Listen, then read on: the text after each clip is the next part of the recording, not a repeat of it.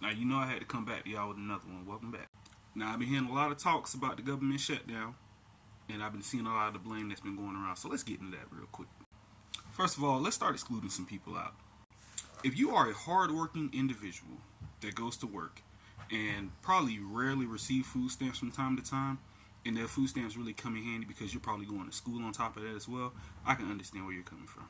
I am upset right along with you. But for those that don't do shit at all, and they just sit at home and do absolutely nothing, you don't work, you don't even clean your goddamn house, this don't concern you.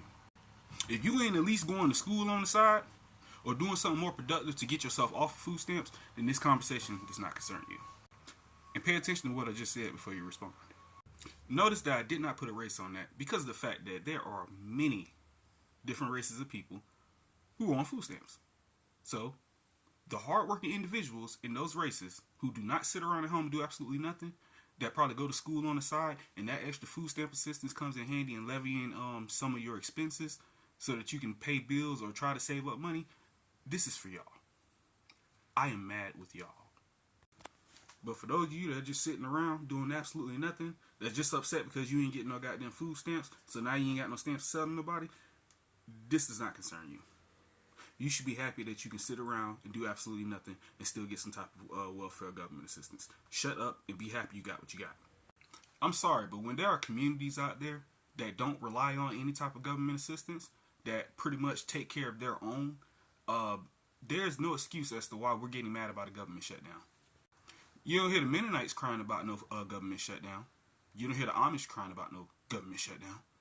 You don't hear the Native American reservoirs complaining about the government shutdown. Only us foolish Americans.